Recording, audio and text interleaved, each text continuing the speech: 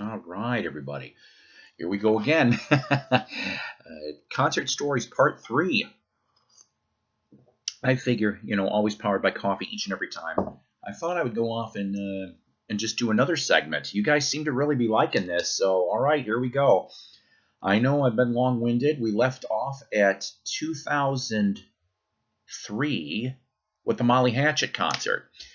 So, I got to admit, after that, it was probably almost a good year before I went to another concert. It was, if I remember correctly, I think it was January of '04, up in Crystal Lake, Illinois. I don't know if it's still there, but they used to have what do I want to call it, a sports complex and bar called Spikes. That was the name of it. Now, before I went to that, because before this concert that I'm going to tell you about, they rarely ever advertised any of their shows, which is sad because I would have went in the early 2000s. They had people like Quiet Riot, Warrant, Firehouse, King's X even did a show there, and I like King's X. I like some of their stuff. All those bands I would have gone and seen. Reasonably priced tickets. I'm led to believe there was never more than 100 people, though, that showed up at these gigs. Then they ended up having Vince Neil there. Yeah, Vince Neil was there as a solo. This was right around... It was just one of those bad perfect storm type moments, that Vince Neil gig. Oh, my God. I still remember this stuff. $20 tickets. Wasn't bad, but Vince Neil was, how should I say this, I don't know if he was ever popular, but let's just face it that his popularity rose some because, if I remember correctly, he was on VH1's Surreal Life back in that season, okay? So he was back out there to be seen, pretty much. And I'm trying to remember. I don't think he had a solo album out at the time. I don't. Because I did like his first one that he did. I've got it around here somewhere. He had some really good players on that first song, but still, I digress. So this was like January of 2004 at the Spikes Sports Complex and Sports Bar. All right? Well, when they went off and they announced $20 tickets... No problem. I went there in advance, got the $20 tickets. Me and my buddy Jason, we both went that day, okay? It was an evening time. The doors were supposed to open up at 6 o'clock. There was supposed to be an opening band, Mighty Sideshow, which Mighty Sideshow, I think, ended up doing 2 albums in the early to mid 2000s, and then they broke up. They were out of Detroit, if I remember correctly. Mighty Sideshow actually kicked ass that night. I remember that very well. But before the gig started, and like I said, they let people in. I got into the sports bar early because that was already open, and there was a host of a cable show. Yeah, cable show.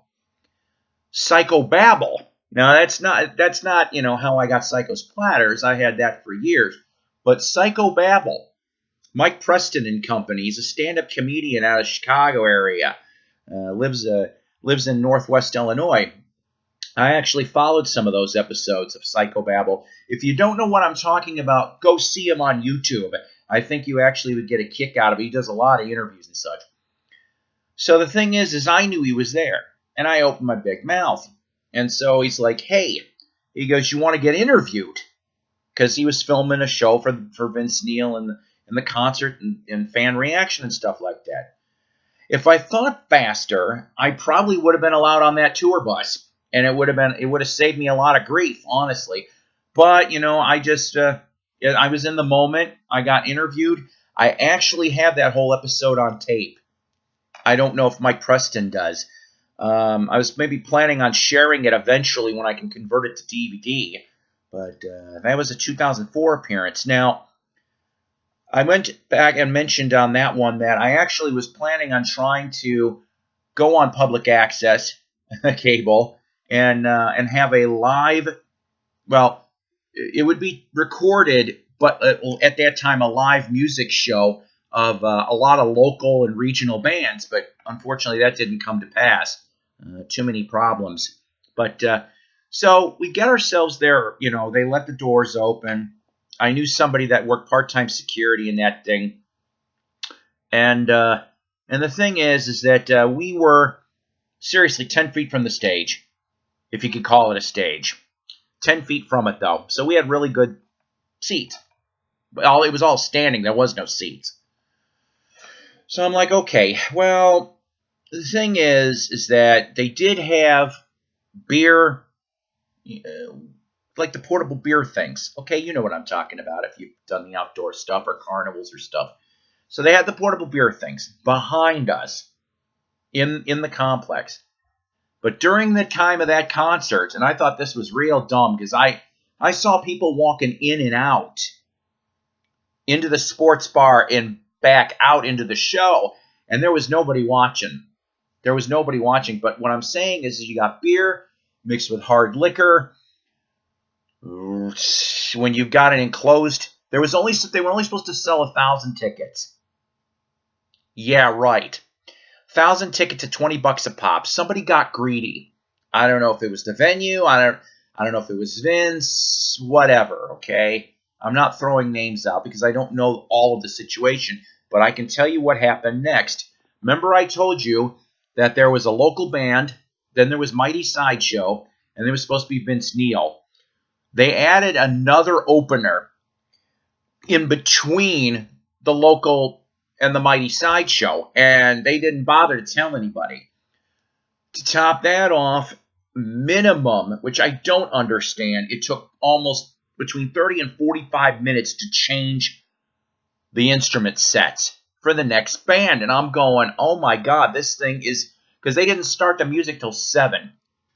So what I'm getting at is they kept, they added the bands, and between the second opener and Mighty Sideshow, they opened up more partitions because this sports complex had partitions. And they crammed a bunch more people in. Can you say cattle car? That's exactly what happened at this Vince Neil gig. Now, like I said, me and my buddy Jason, it was nice and comfortable up until they opened those partitions. Then you were like this. I'm not kidding you. This is what it was like. I barely squeezed off my camera. I didn't sound right, but I know where I'm going here. And shot off a couple pictures. Unfortunately, I'd love to show you the pictures or at least post them up on Facebook, but yeah, I can't explain that one either. Woman also took her top off briefly. It's kind of fun. But so by the time Vince got on the stage, it had to have been, I think, between 11 and midnight. I'm not sure. But the thing is, people were growing restless between all the acts, getting more drunk, blah, blah, blah. People started...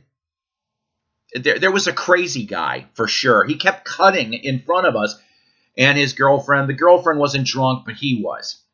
But he was a mean, angry drunk, and he started throwing fists. This was not cool. By the time Vince took the stage, and I guess some of the band members he had, I remember somebody said one of them was a member of Warrant, another one was Skid Row, and the only one that wasn't a member of a hair metal band was the bass player. I did get to briefly talk to a couple of those band members, not Vince, of course, he was on the bus, but the rest of the band was in the bar. So the thing is Vince comes up on stage. And I remember he tore right into Shout at the Devil. He did that. Bunch of other ones. The thing is, it got really, really bad. It got really, really ugly. Oh, my God. And this is the only time I ever got hurt in a concert. True story. Back of the head, knees, back. People were doing this, and I'm like, this is not good. The drunk guy I told you about, he cut back in front of the line, so he's in front of us. He's cursing, swearing, drinking. The girlfriend is useless. She cannot stop this guy. So Jason goaded him on a little bit. You could smoke in this thing, and he blew cigarette smoke in his face. I'm like, you don't want to do this shit. Not here, not there. And so the thing is that I thought there was going to be push comes to shove.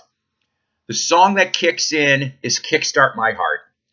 And right in the middle of it, when Vince goes off, he says, when we started this band, we did it for laughs, and we kicked some ass.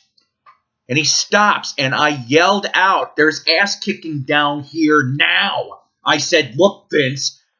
And Vince heard me and starts looking. And it's like very slow-mo, like a picture of a slow-mo. And he looks down with the mic, and he does this oh shit face because he's seeing all this violence going on. I mean, it looks like deer in the headlight look Vince got for about 30 seconds or more. And so in that quick little break, and when they go back into the music, because you know how that song is, I pulled Jason back. He had a leather jacket. I pulled him back. I said, enough of this shit. The guy goes to cold cock Jason, misses, and hits a girl instead. I went like, like I said, when I went like this, he cold cocks this girl and the boyfriend next to him. I go, oh shit, we're done. And the rent-a-security, and these people were idiots, goes for the throat of the guy that just went to slug everybody else. And I just kept pulling Jason back. I said, this is bullshit. We're out of here. And I'm glad I did, honestly, because that first 3 or 4 rows, people were slugging and punching. And so we get our ass out. And he's not pissed, believe it or not. I said, because he thanked me, because I basically saved him from getting a minor beating at least.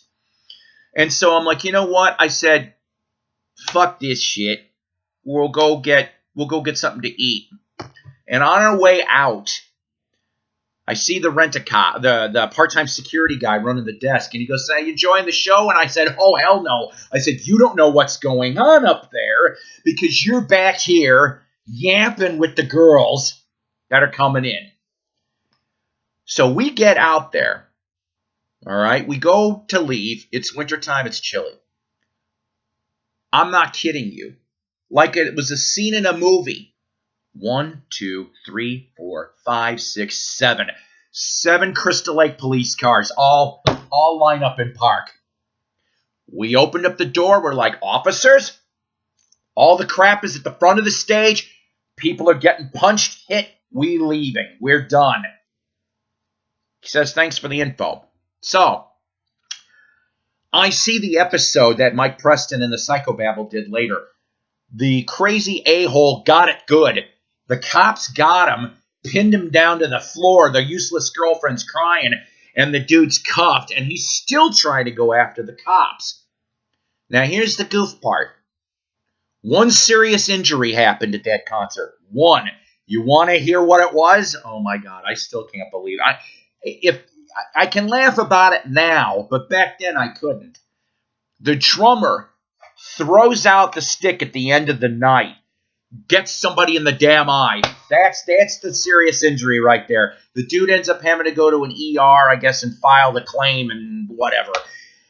So, to make a long story short, I'm led to believe that was the last concert that Spike's ever had of anybody of major name recognition.